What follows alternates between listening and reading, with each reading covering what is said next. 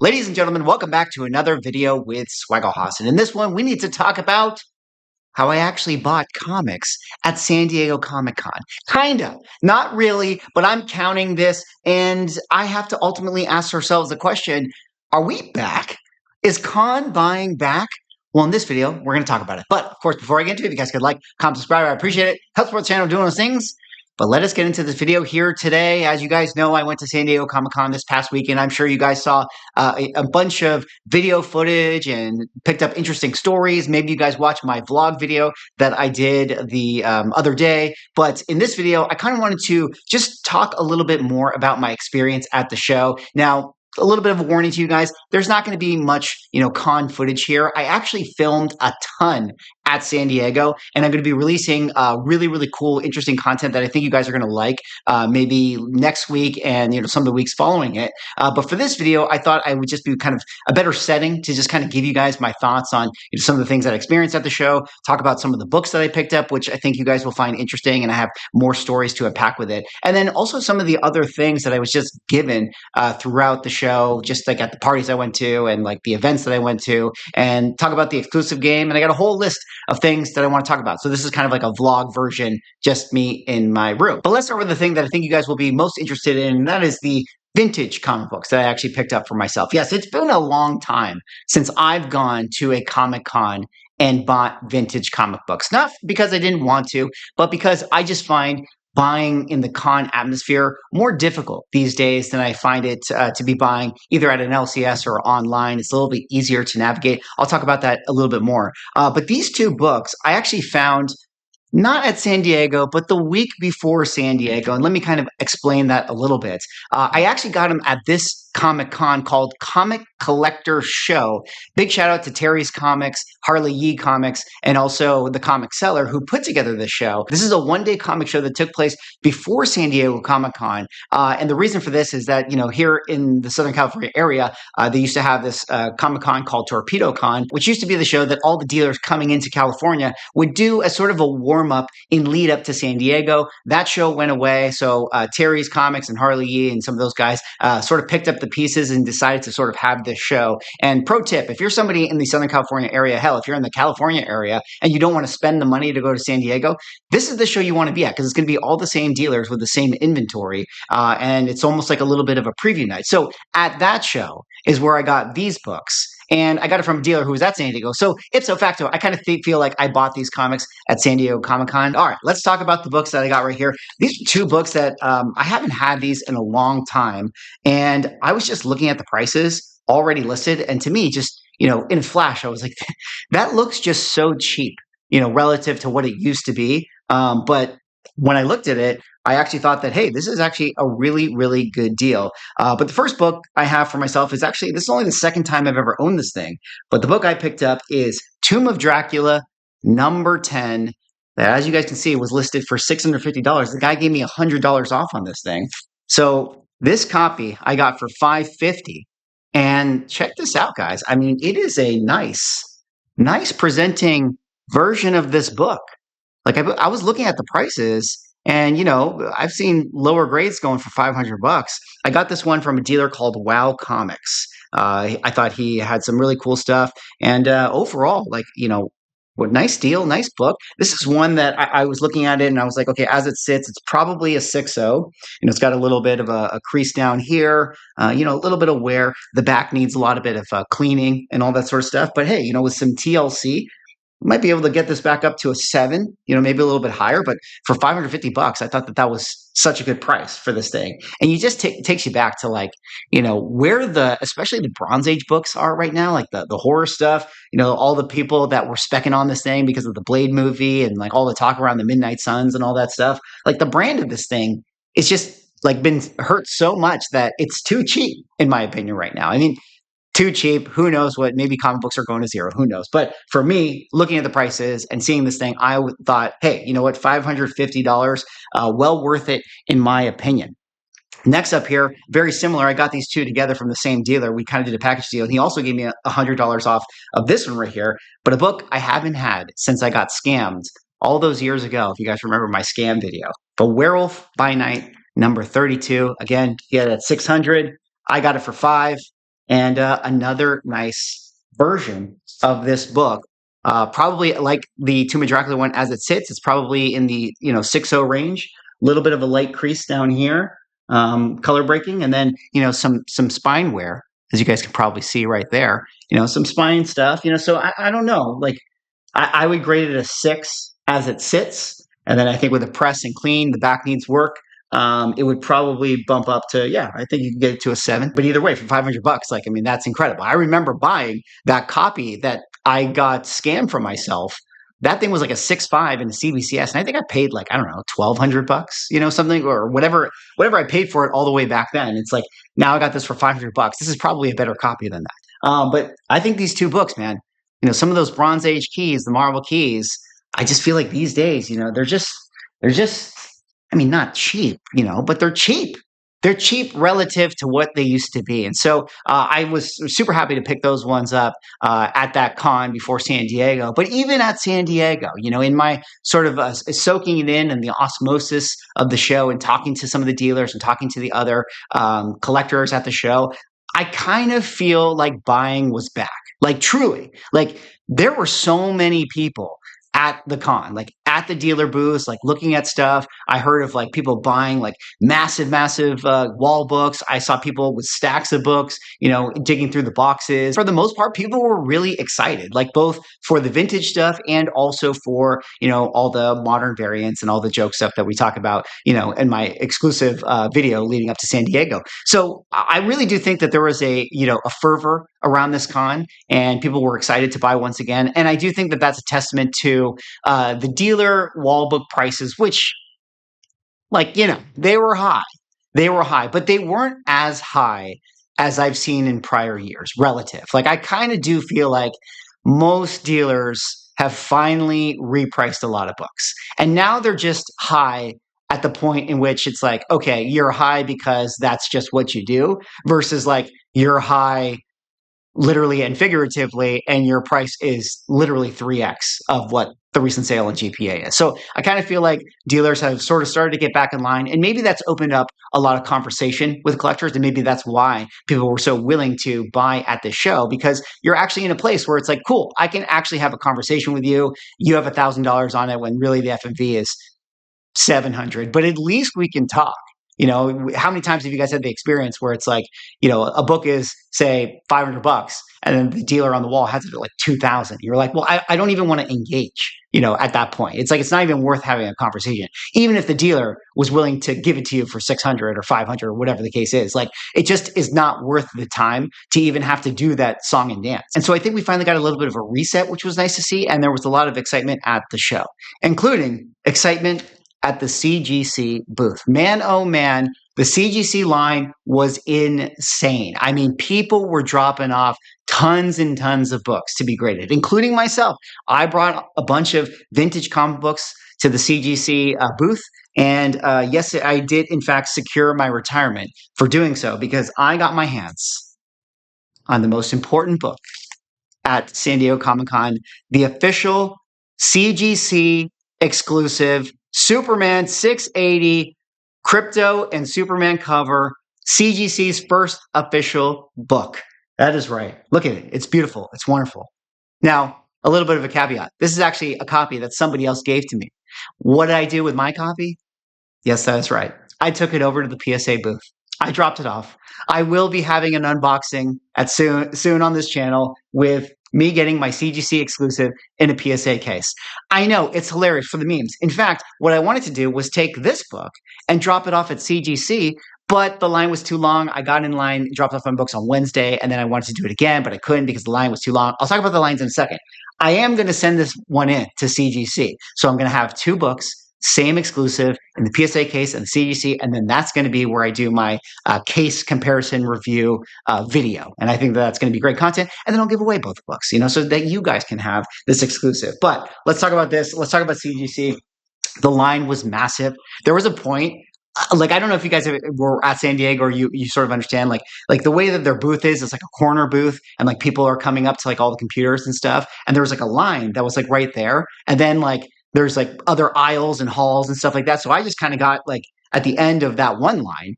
And then like some guy got like super mad at me, and they were like, dude, I've been waiting in line for like 2 hours. And I'm like, what do you mean? And then I looked behind me and it's like, there was like a break and a gap in the whole space. And there was like another line that like went like all the way down, 10 more rows. And I was like, oh, my bad. Like, I didn't even realize that that was the line right there. But I'm just bringing up the story to, make a point to you guys that CGC was so busy. And I got to say, I know there's a lot of people that are the never slabbers in the comments. And I'm just saying, like, CGC is a huge part. They're not going anywhere. They got their problems. But, people use their company. They are really, really excited about it. And people are also going to be using PSA because PSA was also very, very busy at the show. Yesterday, I did my unboxing video with you guys. Hopefully, you guys found that interesting. Be sure to check it out. Give yourself an opportunity to win a PSA slab. But like I said, even though I sent in those books before San Diego, I did get the CGC exclusive and drop it off at the PSA booth.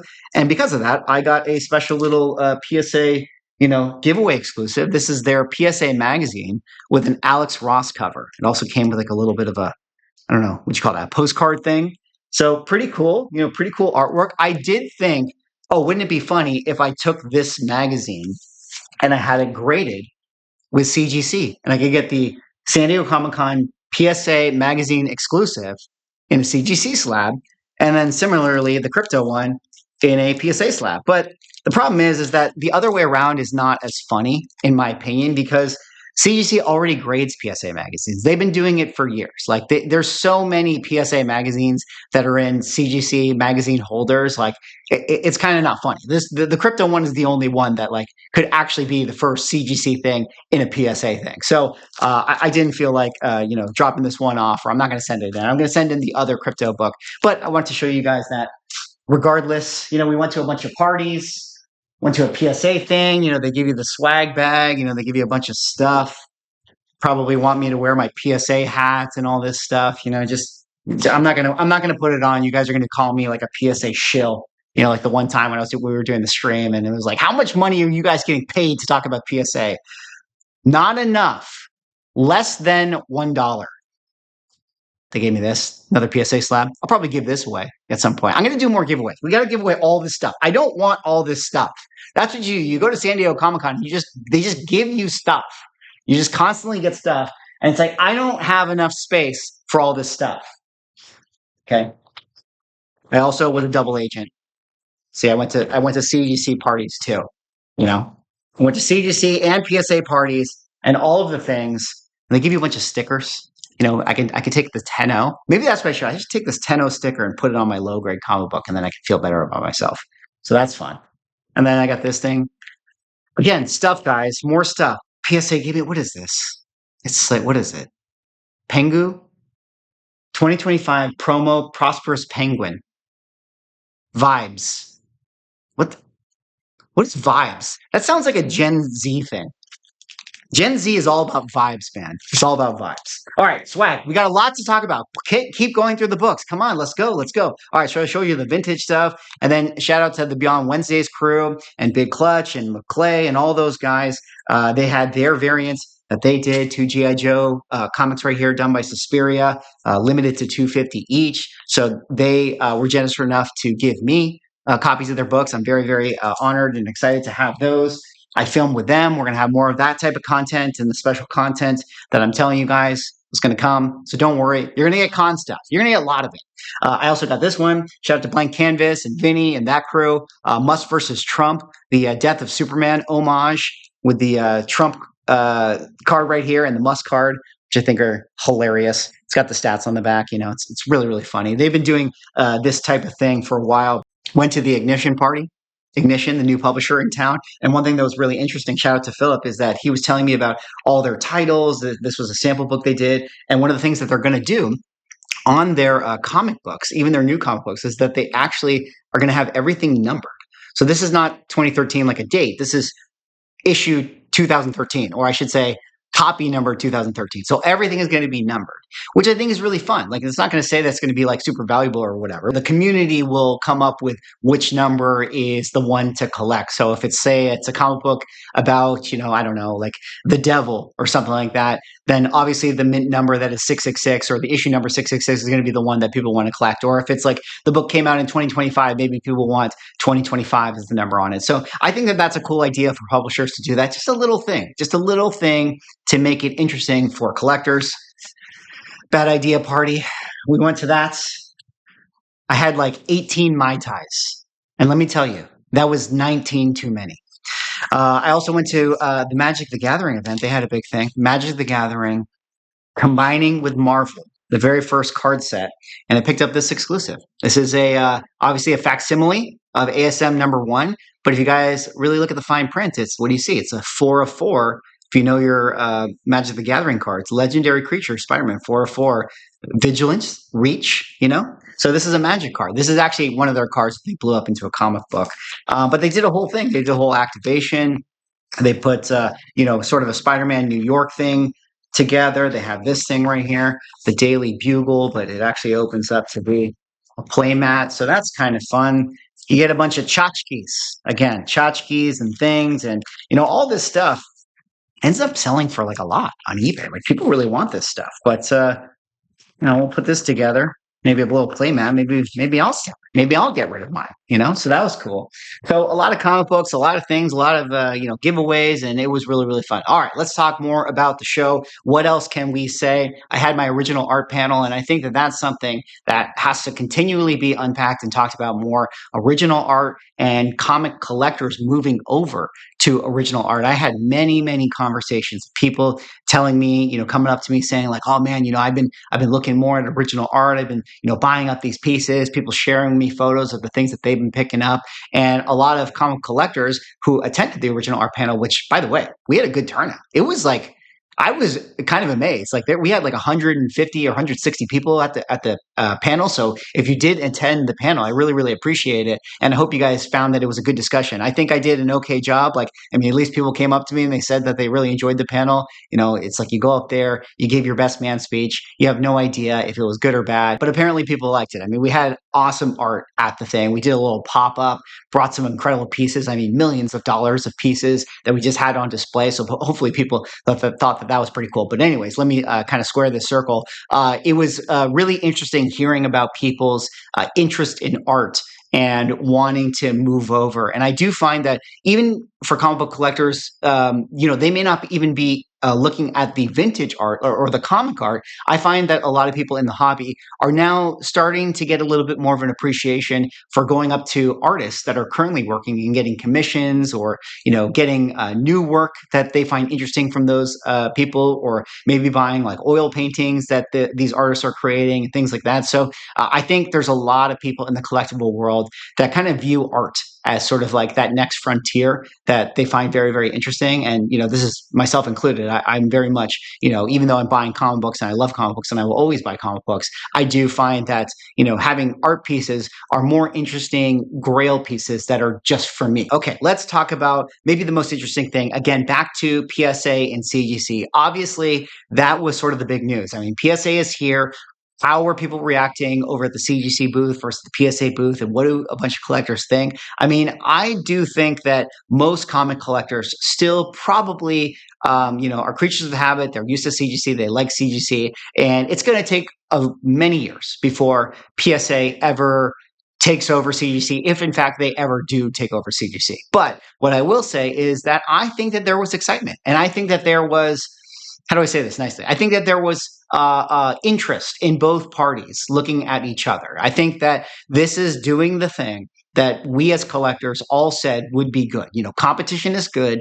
Now the companies have to pay attention to each other. They have to look at each other, and both of them have to fight for the customer's business. And I really do think that both PSA and CGC were stepping it up this year. I think that it was all about, let me like network with dealers, let me talk to collectors, let me make sure that we're doing our best for the customer service. And that's great. That's where we want to be. Like these two companies trying to win our business. And I think as long as they are keeping each other in check, then we as the customers are going to be getting better products for it. Now, one thing that I think is also really interesting is that PSA is now starting to finally, reveal some of the vintage books that they have in their system that is starting to get graded. And one book that I thought was pretty crazy that I want to share with you guys in case you didn't see it is this one right here. We have an AF-15 actually coming to auction at Golden Auctions. Now, this is an AF-15 that is a 9.6.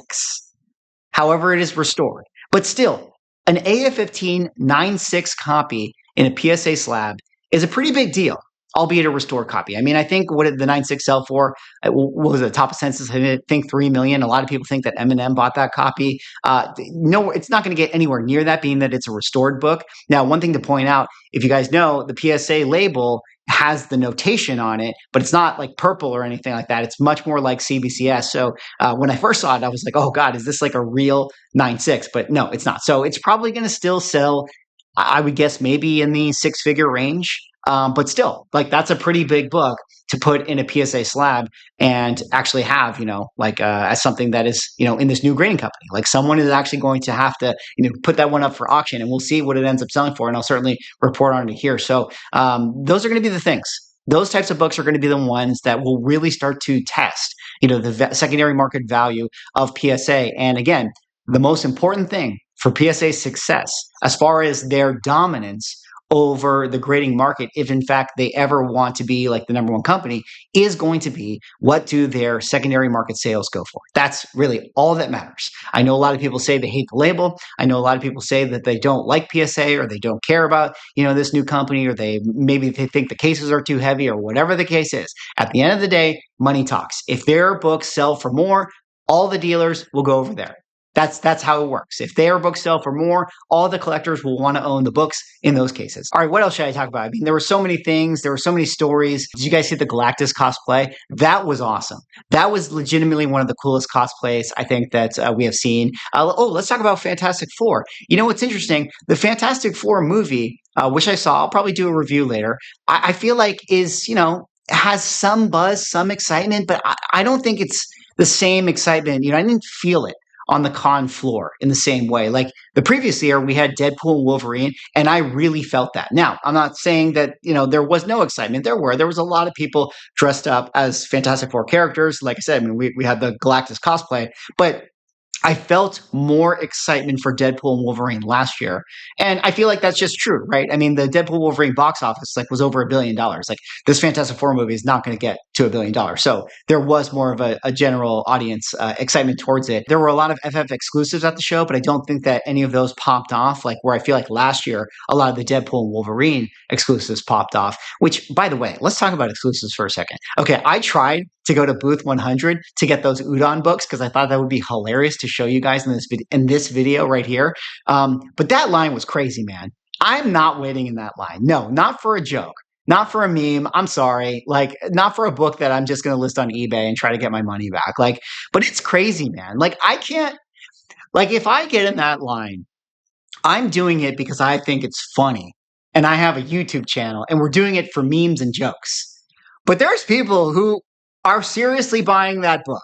Like, how do you do that? Like, how do you walk up to the retailer and a straight face say, I'd like that Udon cover, please? Like, I would be so embarrassed. I'd have to wear like a hat and like put a bag over my face and stuff. I mean, like, remember when it was like back in the day when you would like walk into porn stores? I mean, like, this was before my time. I'm just making this up because, like, I'm dating myself. I mean, I don't think I've ever actually been to a porn store. That's not true. I've been to a porn store. But you know what I mean? Like, back in the day, people would, like, have to wear, like, trench coats and stuff to, like, go into porn stores and, like, go through, like, a beaded room to, like, get the thing or, like, rent the VHS tape or whatever. And it's, like, because they had to hide themselves. But, like, here, at San Diego Comic-Con, they're just like, oh, let me walk up to the Udon booth and let me order that book. Like, it's crazy, man. It's crazy. So, the lines were crazy with all of the exclusives. Like, I don't know how people do it. Like, I get it. Actually, you know what? I understand why these things sell for 3x because your time is worth it. Like, the people are waiting in line for 2 hours to get this thing in order to flip it for like double the price. Like, I mean, by all means, just do it. Like, might as well. Anyways, what else can I talk about? Anything interesting? I don't know. There were some stolen books there. Maybe I'll talk about that some other point. Yeah, the CGC the parties were great. The Mai Tais were great. The art panel was great. Galaxis cosplay was great. It was so fun. San Diego is so fun. San Diego is the best time. It's the best social comic con to go to. 10 out of 10 recommend. Definitely go check it out. But if you don't want to, and you just want to go do some buying, again, I'll give a little bit of a shout out to Comic Collector Show. If you're in the SoCal area, that might be where you want to be in order to get really, really fairly priced key comic books, which is what I got for myself. Anyways, that's all for this video. That was me going over just my, experience at San Diego Comic-Con. Again, I'll have more footage coming out later that you guys can find out. I talk to the dealers, I go to the booths, I do the whole thing. So you guys will enjoy that. This was just my way to be able to kind of share some of the stuff that I picked up and talk about, some of my observations at the show. Anyways, that's all for this one. Let me know what you guys think. Were you at San Diego Comic-Con? What do you guys think about buying? Do you think con buying is back overall? Have you recently attended a con that you bought comic books at? Did you go to San Diego and buy stuff? Let me know in the comments. Anyways, thanks so much for watching. Like, comment, subscribe. See you on the next video.